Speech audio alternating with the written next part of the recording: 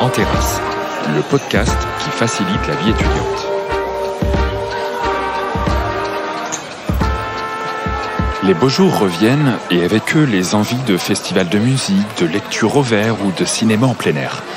Allez, on remise les doudous au placard, on ferme nos écrans pour enfin ouvrir ce bouquin féministe qu'on vous a offert il y a 2 ans afin que vous puissiez le citer sans faire semblant de l'avoir dévoré en une nuit. Ou alors pour enfin inviter ce jeune homme au concert de ce rappeur belge que vous adorez tous les deux. C'est peut-être plus facile à dire qu'à faire, ça c'est évident, parce que la charge de travail qu'imposent souvent les études supérieures peut accaparer tout votre temps au point d'être contraint de négliger la culture dans vos quotidiens. Et pourtant, vous avez en tant qu'étudiant et étudiante, sans en être forcément pleinement conscient, accès à une offre culturelle pléthorique et souvent peu onéreuse, voire gratuite tout au long de l'année. De quoi se cultiver, se motiver en dehors des cours et prendre le contre-pied de l'avertissement délicieusement formulé par Françoise Sagan. La culture, c'est comme la confiture. Moins on en a, plus on l'étale. Alors pour ce nouvel épisode d'En Terrasse, on va vous donner des astuces, des conseils pour développer vos activités culturelles sans vous ruiner.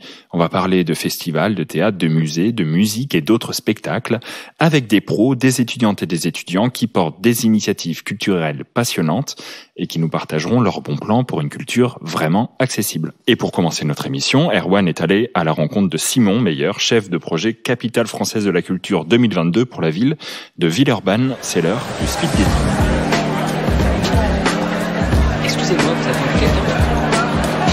Ça y est, je crois que c'est officiel, j'ai regardé absolument tout le catalogue Netflix français. Pire que ça, j'aurais bientôt saigné le Netflix indien et islandais, la faute à ce fichu VPN gratuit. Ah, il y en a eu des bonnes surprises. Des mauvaises aussi. J'ai encore du mal à comprendre comment Chabat se retrouve dans le chien et comment le chien se retrouve dans Chabat. Enfin bref, là, j'ai juste besoin de sortir, de prendre l'air et d'écouter de la bonne musique et en live, s'il vous plaît. Ça tombe bien, j'ai lu que Villeurbanne avait été désignée capitale française de la culture pour l'année 2022 avec son projet Place aux Jeunes. Mais je ne sais plus du tout ce qu'il propose. Par chance, j'ai rencontré Simon Meyer, il est justement chargé du projet. Je suis sûr qu'il a des bons plans à me proposer. Salut Simon. Salut.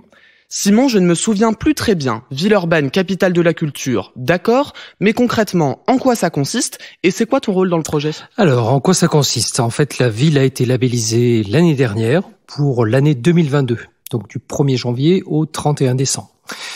C'est 160 partenaires qu'on a réunis autour de nous, qui nous ont proposé, en fait, chacun d'entre eux, un projet, une action, plusieurs actions dans le domaine scolaire, pour le grand public. Et tout cumulé, ça fait 800 événements qui ont commencé le 7 janvier et qui se termineront le 31 décembre ou juste un tout petit peu après. Ok, donc jusqu'au 31 décembre, on a le temps de prendre l'air, ça tombe bien.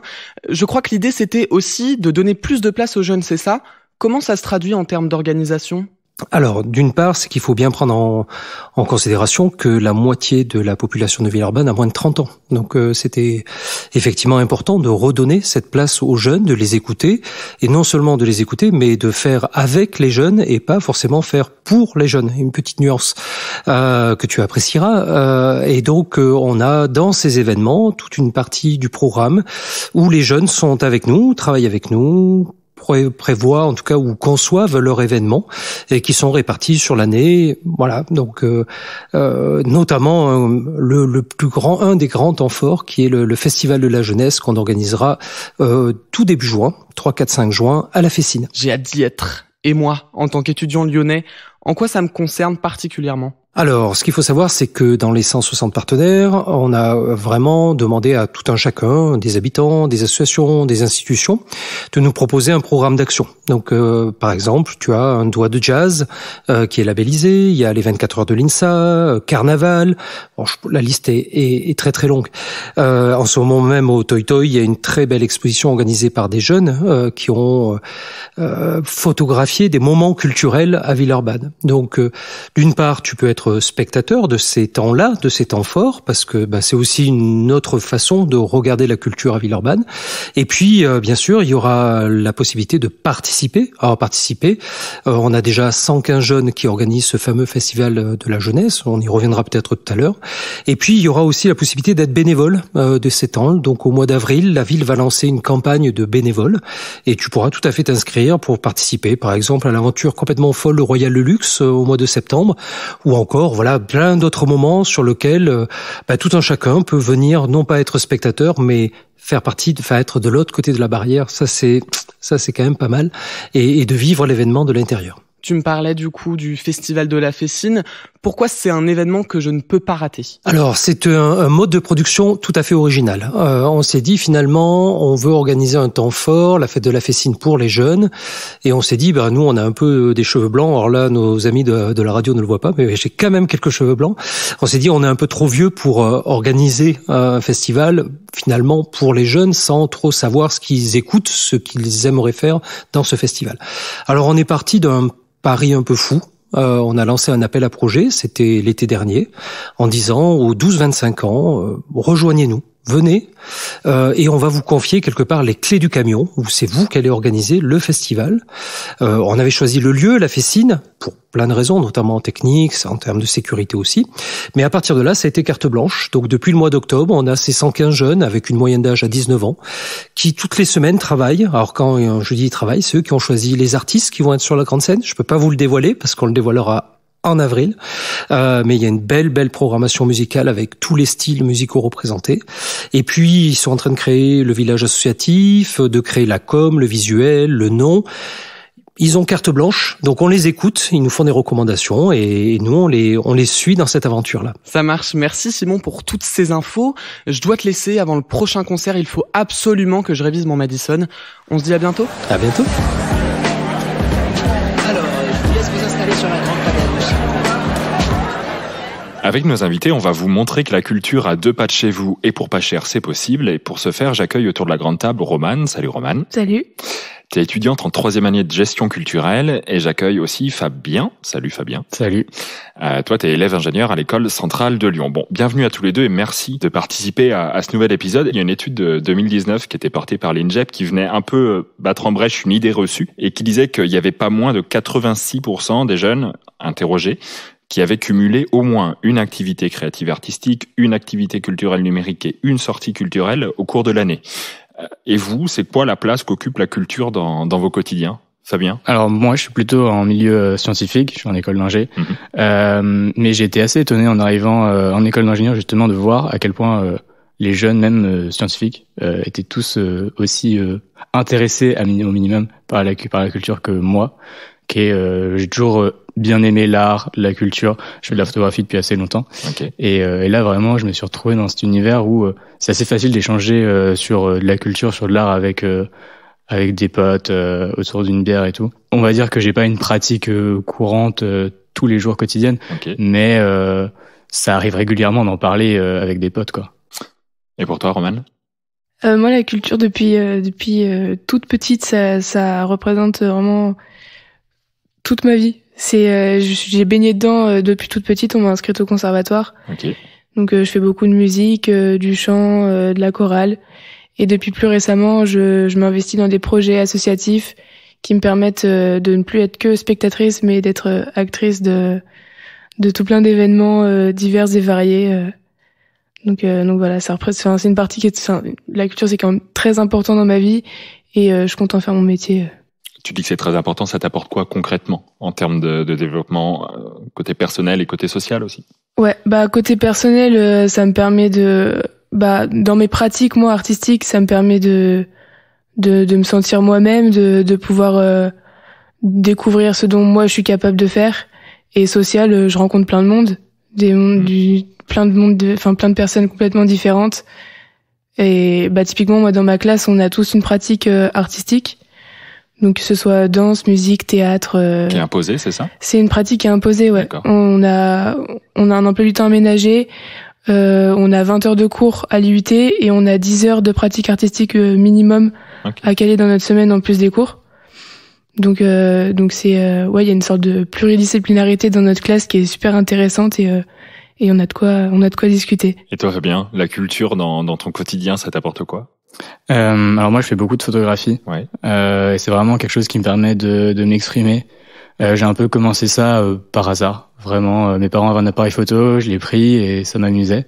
Et après, ça a un peu rejoint le côté technique de la science que j'aimais bien. Vraiment, la photographie, c'est très technique. Donc c'est de l'argentique, hein. Alors pas au début. Au début, j'étais sur du numérique qui est quand même assez technique. Et j'ai vraiment pris goût à cet art qui fusionne un peu la technique et l'art, justement, voilà. Et après, je suis arrivé en prépa, et en prépa, j'avais quasiment plus le temps de faire de photos. Ouais. Et je ressentais que c'était un besoin d'en faire. J'avais vraiment besoin. Donc j'ai fait beaucoup de photos avec mon téléphone. Ok. Il y a un photographe qui a dit que le meilleur appareil, c'est celui qu'on a sur soi. Et c'est totalement vrai. Je suis vraiment d'accord avec ça. Et en prépa, je me suis mis à l'argentique, voilà. Donc comme tu disais. Et c'est parce que vraiment, je sentais le besoin de revenir à vraiment la photographie pure. Vraiment pas d'avoir de filtre entre moi, mon esprit et la photo. Et c'est vraiment peut-être un moment où je commençais à décrocher. Ça m'a vraiment ramené à ma passion et de manière encore plus forte. Et là, dès que j'ai l'occasion dès que j'ai un peu de temps, je prends un appareil photo, je vais dehors.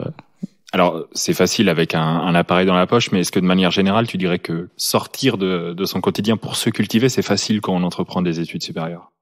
Alors, comme je disais, ça dépend, je pense, parce qu'en prépa, c'est vraiment des études très difficiles et on n'a pas le temps, même pour faire du sport ou pour se cultiver, il faut vraiment faire l'effort et c'est compliqué, on n'a pas forcément l'énergie. Et j'étais très content en arrivant en école d'ingénieur d'avoir plus de temps et surtout d'avoir un milieu qui favorise les initiatives étudiantes, les passions personnelles. À Centrale Lyon, il y a énormément d'associations. Ouais.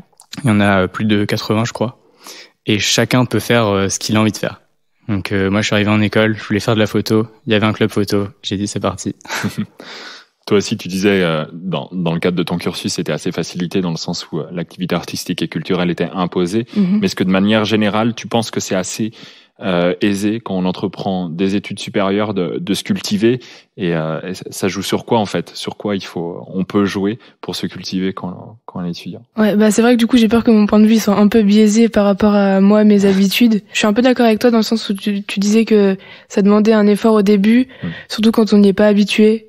De pousser la porte d'un musée ou d'un théâtre alors qu'on n'a pas l'habitude de le faire, je comprends que ça peut faire peur au début, mais je pense que quand on n'a pas l'habitude, il faut au début cibler les petites structures parce que c'est des endroits où tu peux être accueilli, où les gens ils vont être comme peut-être disponibles pour répondre à tes questions et où tu peux peut-être trouver quelque chose qui puisse qui te plaise vraiment, parce que les petites structures c'est quelque chose l'accueil est pas impersonnel. L'accueil, voilà, c'est ça.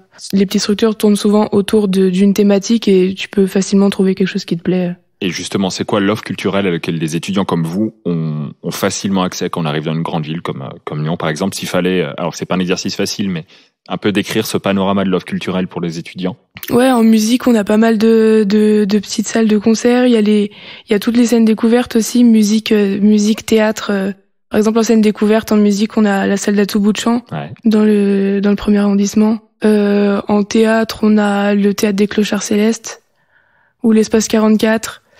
Donc, il y a toutes les scènes découvertes, elles sont vachement chouettes. Sinon, il y a les bars aussi, les bars qui proposent pas mal de concerts. La musique live, carrément. Ouais. Donc, on a tous les Ninkasi. Les Ninkasi, il y a une programmation qui est super chouette et notamment là en ce moment, ils font le Ninkasi Music Lab où c'est plein d'artistes émergents qui sont sélectionnés et qui font des concerts. Donc, il y en a en ce moment. Et sinon, dans le 7e, il y a le Chromatique aussi qui fait pas mal de concerts. Il y a des pianos bars, il y a plein de concepts variés, des blind tests, plein de trucs différents.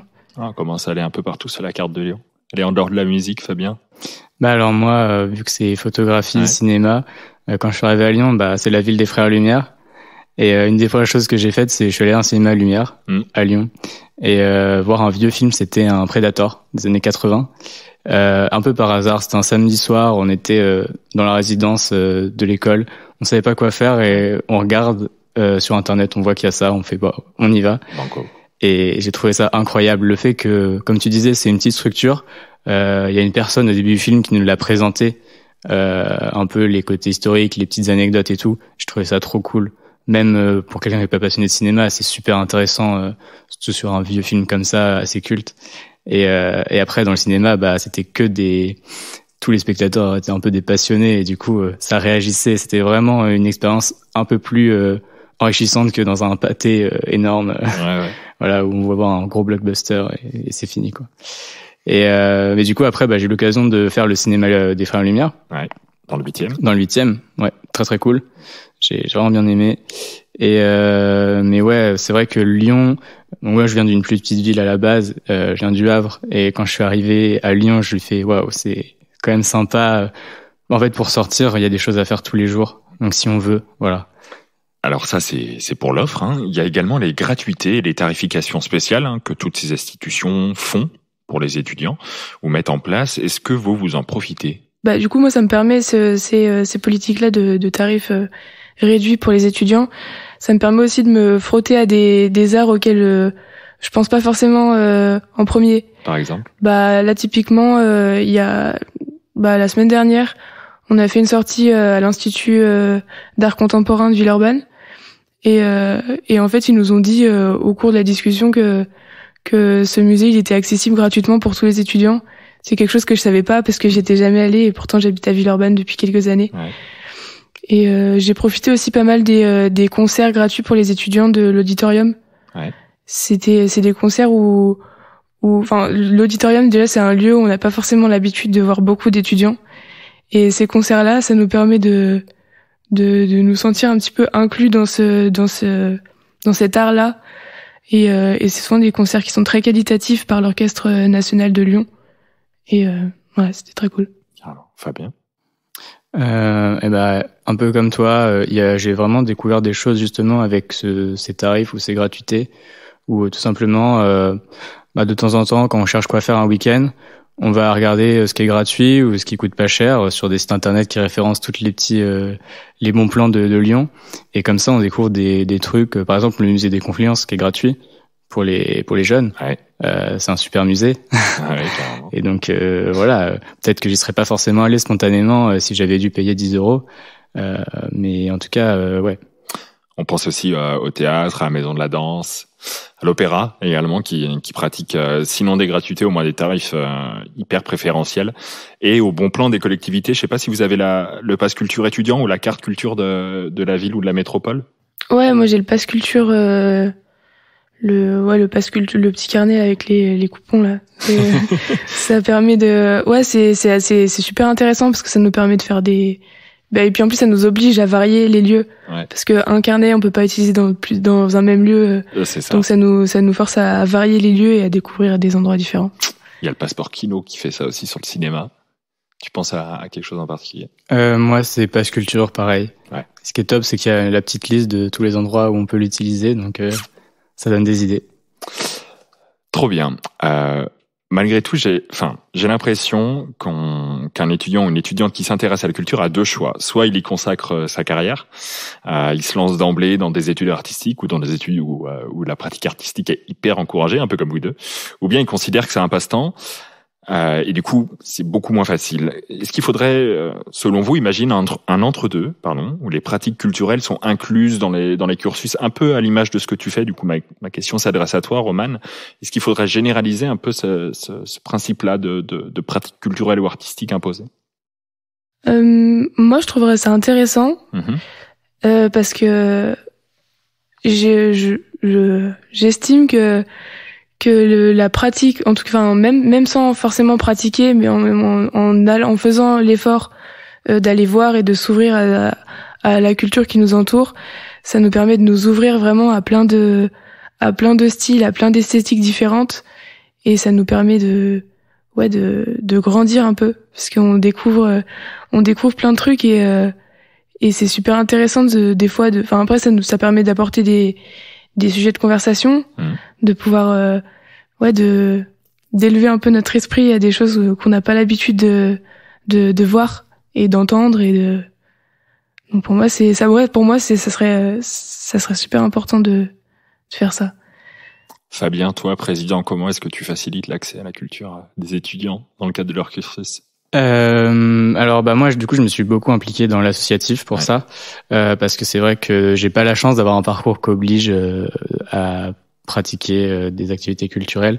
On est obligé de faire du sport, on n'est pas obligé de se cultiver artistiquement. Voilà, je trouve que c'est dommage. Mais donc à Centrale, je me suis impliqué donc au club photo, où là c'était quand même plutôt en interne, mais on proposait quand même des petits événements quand il y avait des expos sympas. On en faisait part aux étudiants. Quand voilà, on faisait des petites expos photos de temps en temps, on faisait des concours ou ce genre de choses pour essayer d'inciter les gens à y participer. Et là cette année, avec mon asso Comuse, on a monté une comédie musicale étudiante. Donc c'est que des étudiants de Centrale et de l'EM. Et voilà, on est 80 et notre but c'est de monter ça de A à Z. Donc on fait les costumes, les musiques, les décors, vraiment tout. Et le but c'est de le proposer donc aux étudiants, donc avant tout ceux de Centrale, de l'EM, mais cette année on a aussi ouvert à d'autres écoles. Ouais. Et voilà, le but c'est de proposer un spectacle assez sympa, jeune, voilà, qu'on s'adresse à des étudiants, de qualité. Vraiment, c'est quelque chose d'assez professionnel. Moi, quand j'ai vu ça en première année, je m'attendais à voir un spectacle d'étudiants. J'ai vu quelque chose d'assez sympa, vraiment, et accessible. Surtout, voilà, on a une place autour de 9-10 €, donc ça coûte comme une place de cinéma, quoi. Ouais. Donc voilà, c'est super cool. Là, cette année, on a. C'est quand? Ah, c'est déjà passé malheureusement cette année. C'était en mars, mais l'année prochaine, vous pouvez déjà réserver votre week-end. Allez sur les réseaux et suivez-les. Exactement.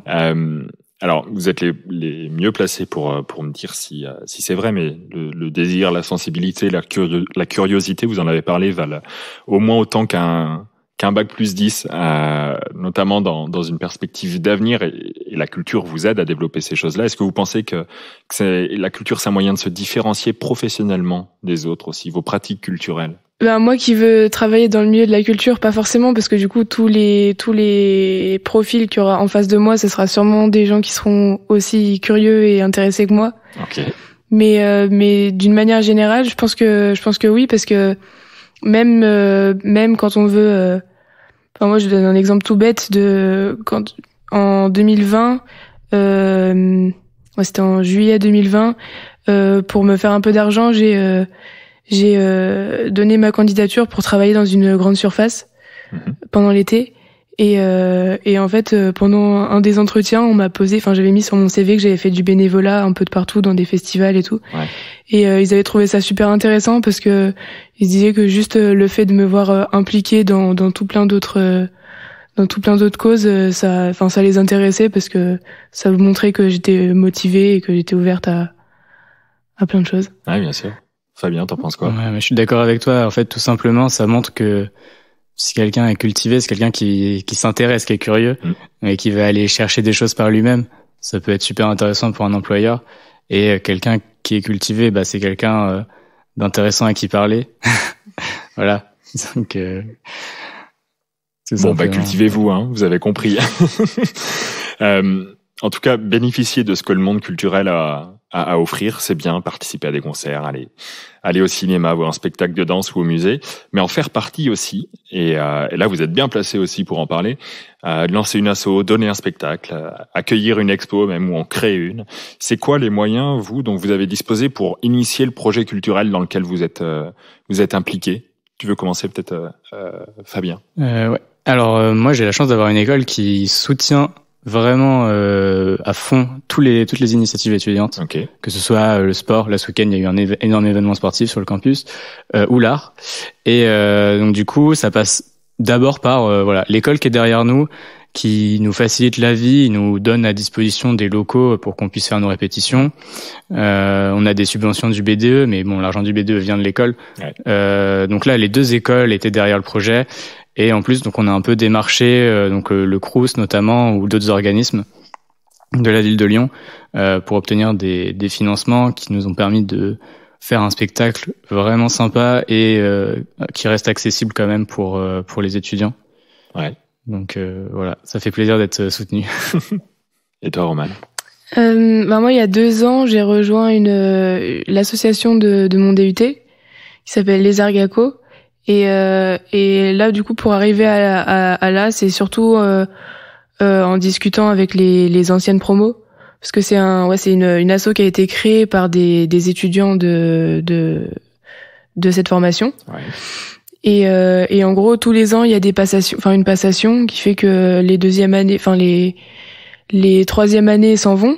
Okay. Donc les deuxièmes années prennent la place qui sont occupées par les troisièmes années, et les premières années postulent et se présentent aux élections pour intégrer l'équipe. Donc ça, c'est surtout grâce aux discussions que j'ai eues avec les anciennes promos et la transmission de savoir déjà entre étudiants avant tout. Donc il y a ça.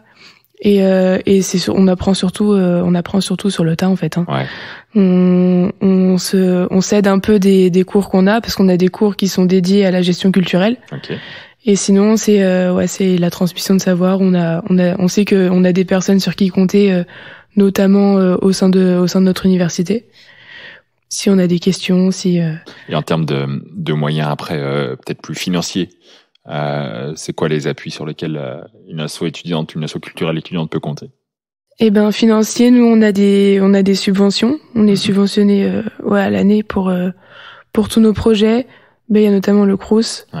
On a notre IUT aussi qui nous aide, la ville de Lyon et l'université Lyon 3.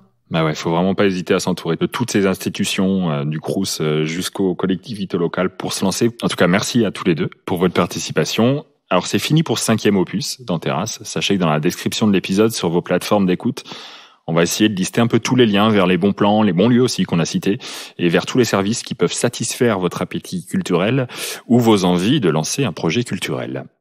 Avant de terminer, tendez l'oreille. On a écumé quelques terrasses lyonnaises avec notre micro et on a demandé au hasard quels étaient les bons plans culturels des personnes qu'on a croisées.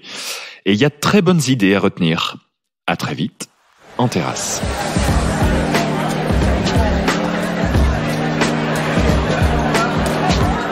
Certains mercredis où il y a tes théâtres où tu payes ce que tu veux. Soit plus cher que la place, soit le prix de la place, soit moins cher. C'est où ça? C'est au théâtre Odéon, mais il y en a plusieurs. Et nous, c'était Intramuros qu'on était allé voir d'Alexis Michalik, qui est très belle pièce, comme toutes les pièces d'Alexis Michalik d'ailleurs. Tout à fait.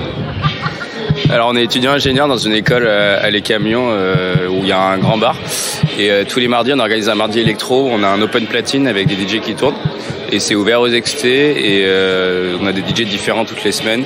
Et c'est de 17h à 20h30. Et c'est toujours cette bonne ambiance, c'est trop bien. Ok, je conseille un podcast qui s'appelle le Floodcast. Voilà, un podcast avec des auteurs, scénaristes qui invitent des amis à eux, acteurs, généralement dans le milieu un peu du cinéma, mais un peu tout le milieu de la culture, et qui parlent de leur vie et de sujets d'autres. Ouais, du coup, ce qui me vient en tête, c'est le Petit Salon. C'est une boîte un peu électro, techno, house. Ça dépend des week-ends et c'est toujours hyper cool. Après, faut pas y aller en soirée pour discuter avec les potes. C'est vraiment une soirée où on perd tout le monde et à la fin, on se retrouve tous à la sortie.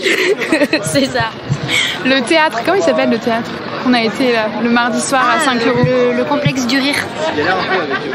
C'est soirée découverte tous les mardis soirs pour 5 €. Voilà. Et du coup, c'est un petit café-théâtre, il est sympa. Il y a 2 salles. Il y a une salle en bas où ils font aussi théâtre d'improvisation. C'est un peu plus cher, c'est 12 €. Et en haut, donc tous les mardis, découverte, il y a des places à 5 €. Ça peut être sympa pour les étudiants. Avec tapas en plus. Tapas et verre.